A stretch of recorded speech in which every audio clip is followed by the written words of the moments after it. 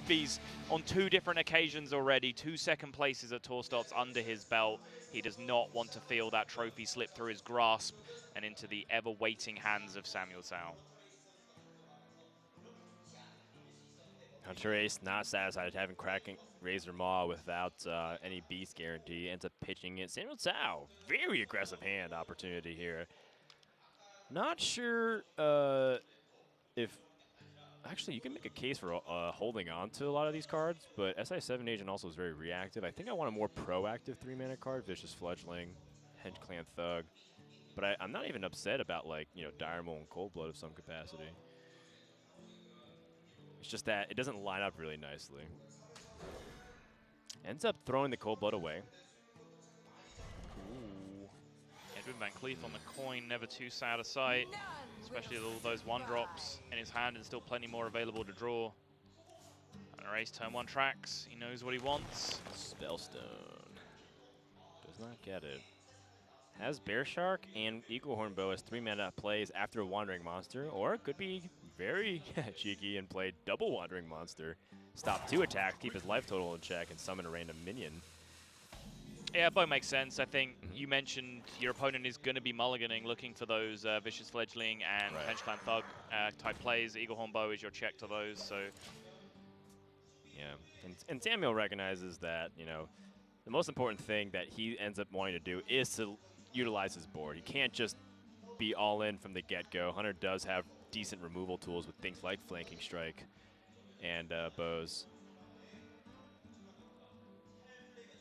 So the Wandering Monster here, it's not actually as it's not as consistent as you'd like it to be in terms of a 3 health minion, because Wandering Monster's average stat line is actually 2 attack.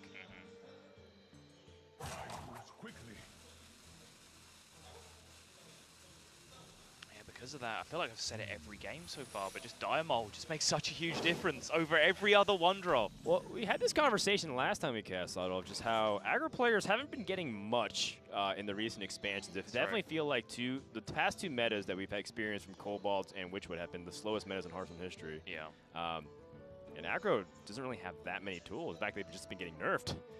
And Dire Maul is just like one of the cards where people celebrate. It's so plain and vanilla, but ends up being so valuable in many ways. The way it pairs with things like Cold Blood and how it interacts with like Paladin hero power. Here we go. What's behind the door? Ooh, yes. HunterAce fans love to see that one. You're a HunterAce fan. I am, and I love to see that one. All right. Well, HunterAce doesn't have very much to do this turn. Set up the bow, pass to your opponent. Try to see if you can react to what he does. And the nice thing is that you should be able to address almost anything that comes out. The worst case scenario is Henge Clan Thug, because it's 4 health that is the break point.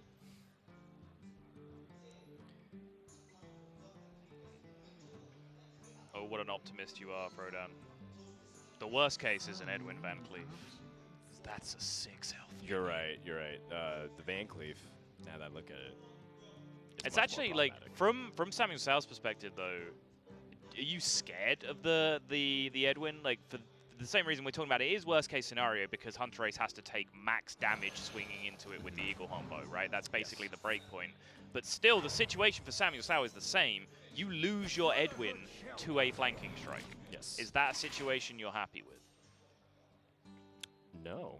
you're a deck that really loves to leverage the board. You have Fungalmancer, you have Cold Bloods. You'd much prefer to have his Edwin stick. You're also behind on board, so you have to use SI7 Agent on a minion instead of being aggressive. But I guess there wasn't really much play anyways, given his hand texture. Ah, hand texture.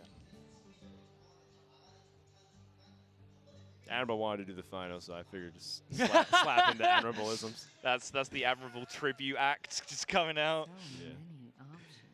He's giggling, but it's because CJ made a joke. He's not actually laughing along with us. I think if at any given point, if Admirable is giggling, it's a pretty safe bet that it's because TJ made a joke.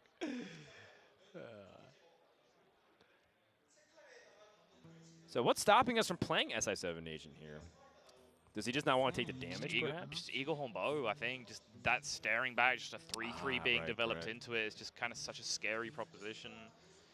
You know, SI7 is supposed to be one of your big tempo swings in these kind of matchups, and you gain really 0 tempo from it because it just gets slapped immediately by that Eaglehorn. Yeah, but if you use the...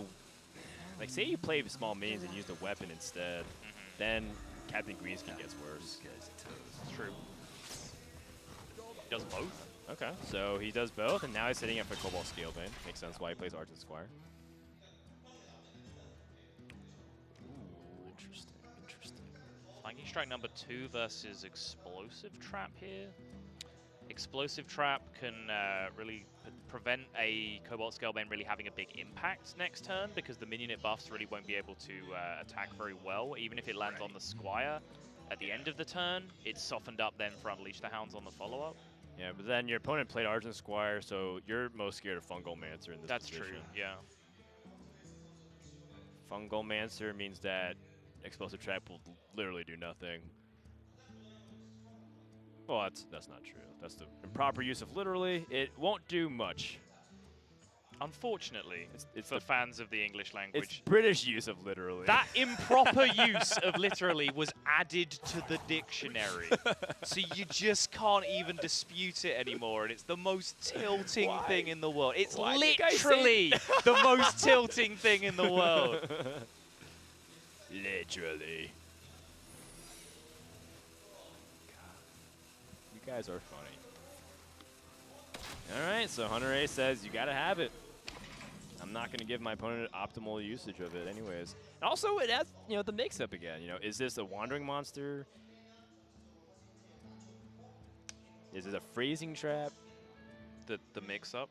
Don't they call them guessies where you come from, Dan? Mind game. Guessies? What? Did I grow up on the street down from you, Subtle? The guessies? All right, it's a trolling Smash players thing. I thought you'd be aware of this meme, but we just make fun of your terminology, just pretend that you call mix-ups guessies because of like ditto. You say dittos instead of mirrors and friendlies instead of casuals, right? All this kind of stuff. Yeah, we just really want to be different than you guys. Yeah. I like that I feed into a stereotype where I'm so unaware of you guys making fun of us, I don't even know. I'm not even in on the joke. Yeah. I can't even banter. By the way, Deadly Poison with Captain Greenskin, that is a heck of a punch. Oh, just a straight up attack here. Okay. Just wants to push as much damage as possible, force Hunter to react. But he does have a really great reaction here with the Unleash the Hounds. He's just suffering for health total right now. And with SamuelTsao actually refusing to develop alongside this, the Unleash the Hounds actually got significantly weaker. Right. But he does have Flanking Strike for something a little bit more proactive to develop too. And the thing, he has double Houndmaster, so he has to find ways to be able to get these out of his hand. And then we also kind of factor in that HunterAce does have pressure tools. Unleash as a finisher with Kill Command on 8 mana could be what gets him there. Right.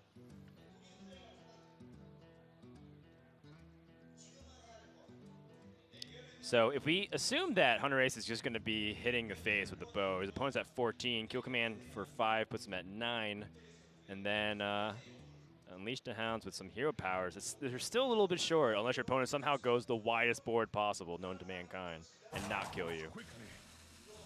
So he's going to need like this Flanking Strike Wolf or Houndmaster to do something. Respecting the 1/1. I really like the face hit there because you take away so much equity from your opponent from being able to attack into the 3/3 with the dagger. Oh, Admirable's so mad right now. His eyebrows could not be higher up on his skull right now.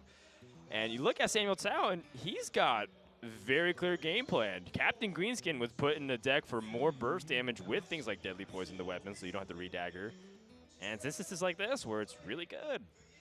But does he want to take the 3? He can Vile Spine this as well and save himself the health if he wants to. So let's say, so Captain Greenskin puts 10 damage to the weapon, 2 with the Southsea deck, and yeah, it's not enough. And then he's thinking on the opposite end, what's my opponent's punish? Yeah. Because then if you can't kill hunterace on your following turn, that means hunterace has 2 entire turns to do 15 damage to you with a bow showing. If he plays Captain Greenskin, pushes a little damage, hunterace Houndmasters, he Vile Spines for the win there. Okay. I think that's what SamuelTsao is figuring out in his head. And unlike hunterace, SamuelTsao recognized that he is the beatdown. No extra minion playing around Unleash the Hounds. Freezing trap.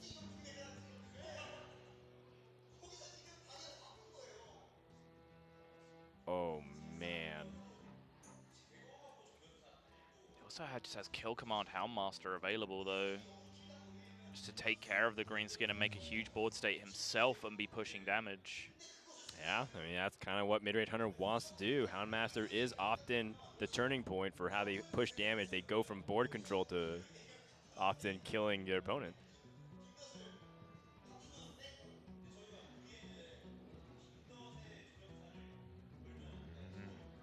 And, you know, Captain Greenskin is not exactly the ideal minion to Freezing Trap either, by the way. That is true.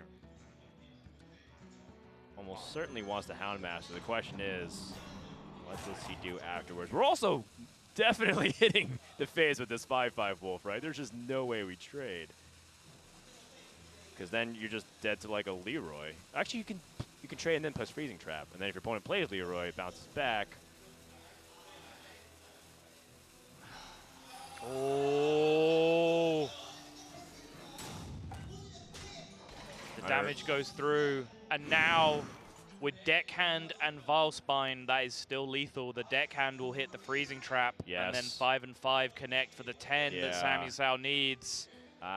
This definitely has blown up in Hunterace's face, and he looks stressed. Like he knows it. Yeah, I think he realized he made a big mistake here. He needed more time. You saw the rope hit there, and he still hadn't decided on a play. The last 5 seconds of that rope burning, he picked up Kill Command, he put it back down, he picked up Freezing Trap, he put it back down, and then eventually the Freezing Trap came back out again. And now there he sees the Deckhand, and no, can hunterace feel the second place curse creeping up on him again. It's starting to become more than just a prophecy. It's becoming reality. SamuelTsao